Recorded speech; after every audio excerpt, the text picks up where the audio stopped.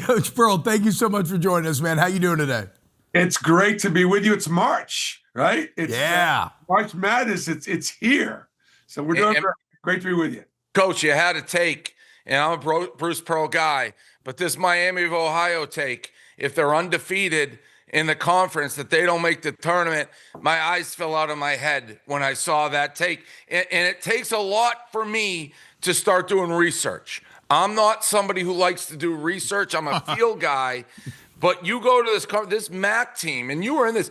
When you see a MAC team, you're like, oh, this team's going to be spunky in the tournament every year. And I'm like, am I making this up? Last 20 years, 7-19 record. That's pretty good for a mid-major in the tournament. So if you go undefeated, you're in. You are in. There's no – listen, how am I going to get on Barstool?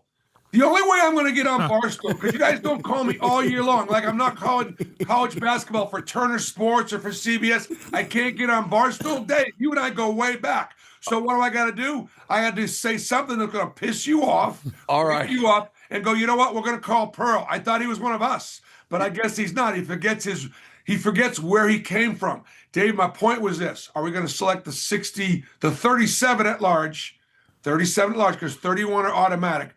37 best teams or the 37 most deserving teams. For me, Miami of Ohio is one of the most deserving.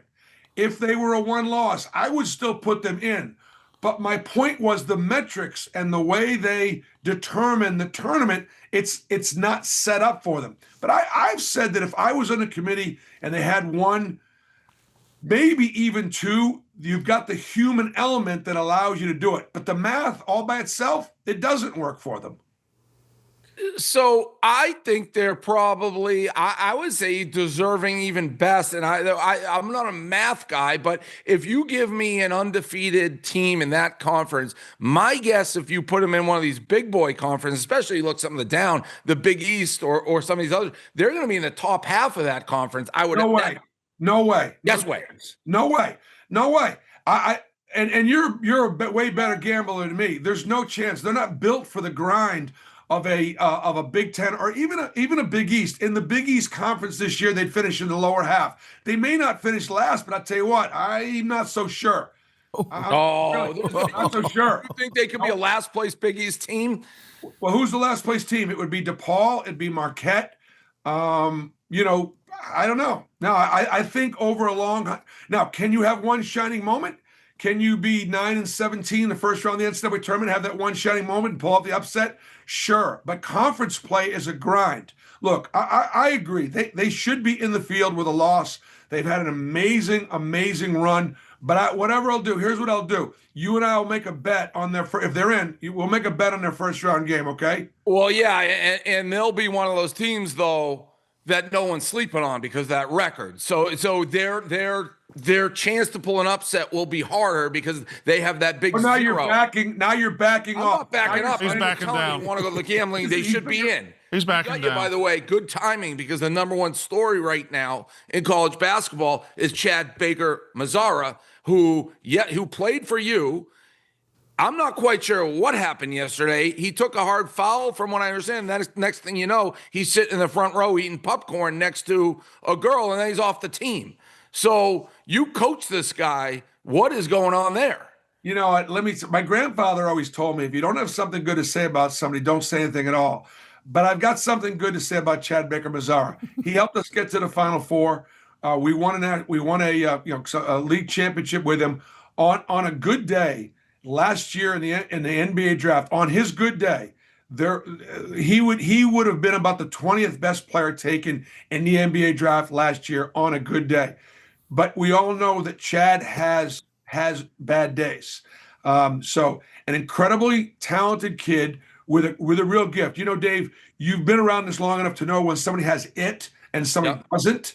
Like, he's got just a really good feel for it. He knows how to play. He really competes. He just has been, his emotions at times have gotten the better of him. I have no idea what happened at USC. I just know what he did for us at Auburn. He also, which my eyes fell out of my head twice. He's 26 years old. 26. You could be like a 4-year, 5-year veteran in the NBA at that age. We got guys playing, they're full-grown adult men playing college basketball. No, it's crazy. Hey, let me tell you something. I had gone to Congress on a number of different occasions, and I know everybody listening sometimes gets frustrated with the NIL. First of all, the product on the court is amazing. The product for college football this year was amazing. So we've got something really, really to work for, and college sports are worth saving. In its simplest forms, what the United States courts have said is that the way the NCAA was structured from the very beginning all the way through is a huge antitrust Sherman Act violator.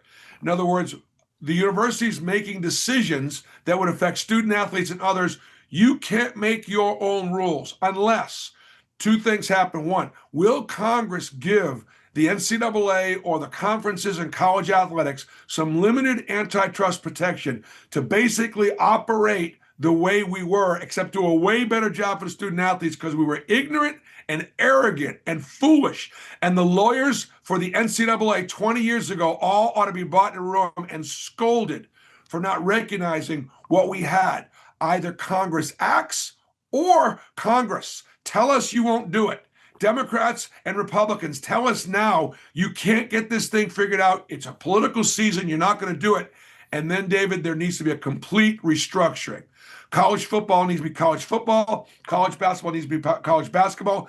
These conference commissioners have got together and they need to unify their media rights because the money is there. The interest is there. I mean, look at the ratings for college football this year. It was only second to the NFL. College basketball, March Madness is going to be at the top, but we need to have Congress needs to act, or we need to have a complete restructuring. Yeah. All right, Coach, let's go back to the bubble real quick. Let's go back to the Auburn Tigers. The Auburn Tigers with a tough loss the other day, 6-10 in the SEC. It's now probably going to be an uphill climb. Can they make that uphill climb? You know, they're a last four in, and you never want to be in the last four in because any upset in the tournament and you're the first four out.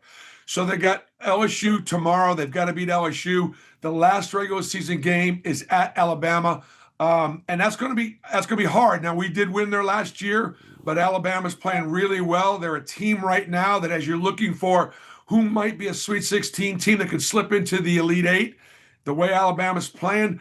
And so I don't know that they get that one. Here's what Auburn's got to do. They're going to beat LSU at home, and they probably need to win their first round in the SEC tournament.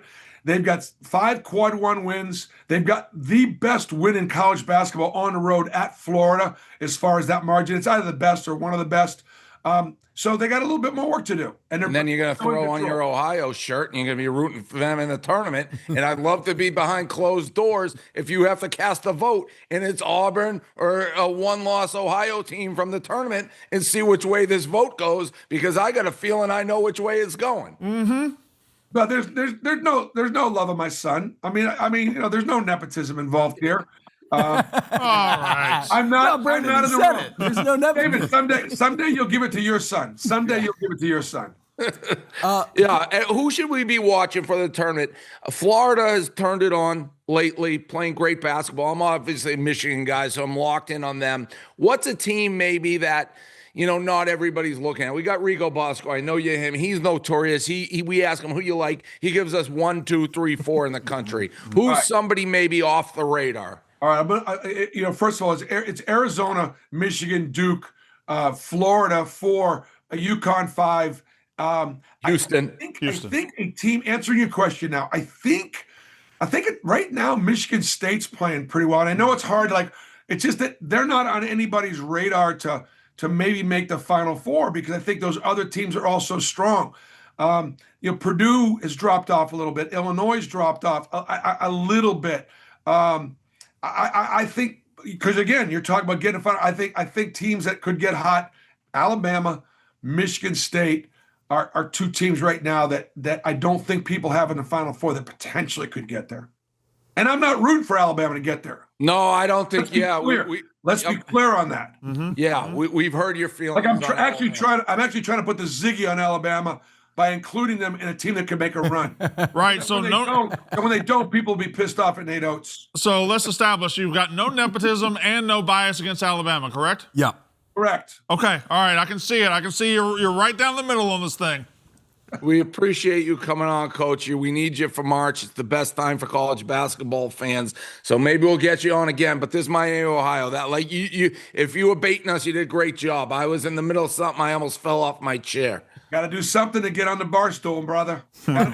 Hey, and then next time, try to knock me off. Okay? All right. Yeah. All right. Sounds good. Thank you, guys. All right, thank you there. That's Coach Bruce Pearl. Now, what research did you do, Dave? You looked at one website and you came up with your I opinion. gotta tell you, this ChatGPT is a brand new world for me. I got everything. Last 20 years, 7-19 record. Which, by the way, I would say that's a very, very good mid-major record. That's fine, but what's that got to do with this year's Miami of Ohio team?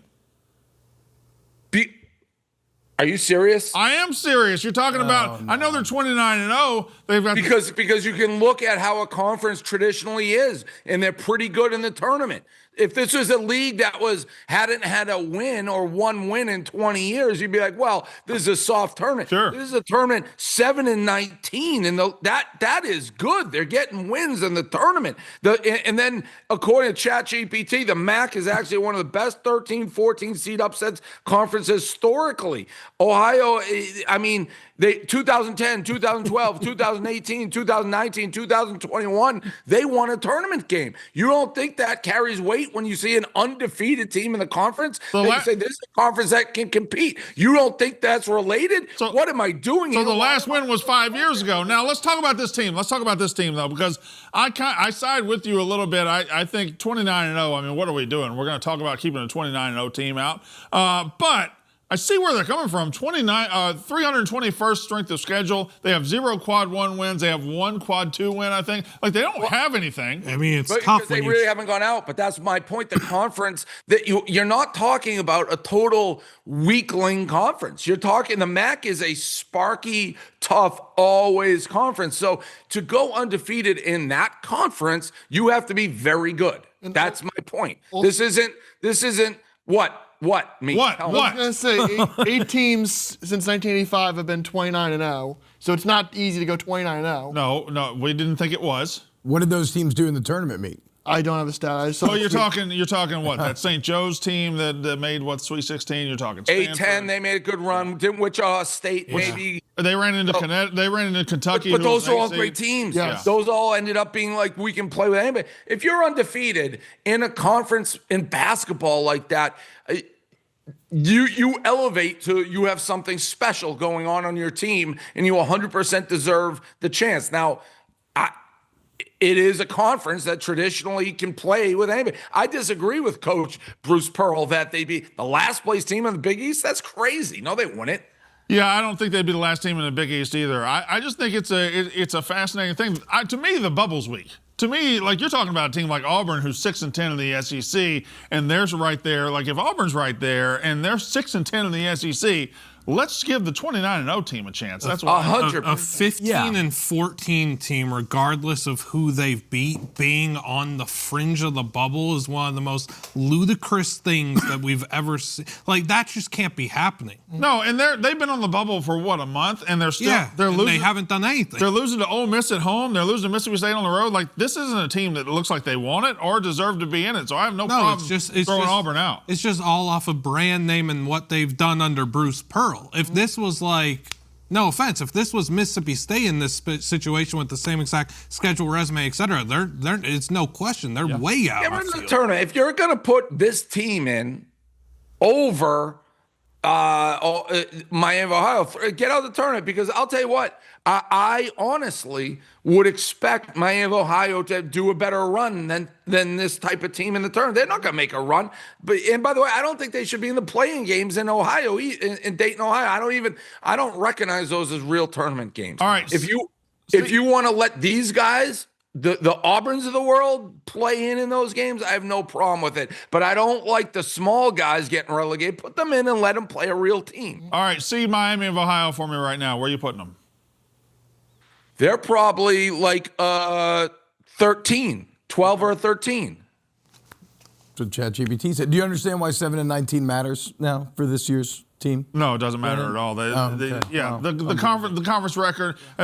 Conferences go through ebbs and flows. So the fact that a MAC team won in 2021 doesn't do anything for me. You can lead a horse to water. I don't really agree with. I mean, yes, they go through ebbs and flows, but to a degree, that's more to me the ebbs and flows of it. Who's better this year, the Big Ten or the ACC or the SEC? Those ebbs and flows. But the smaller, tough conferences, I think you can pretty consistently be like, that's a tough. Whoever comes out of there is generally kind of similar. You may have a Wally's World or the show guy or whatever, but those teams are pretty good coming out of there, and they're similar. They play a similar Midwest tough, like inner city style. Listen, I kind of agree with you. I just want to stop you from saying stupid stuff sometimes.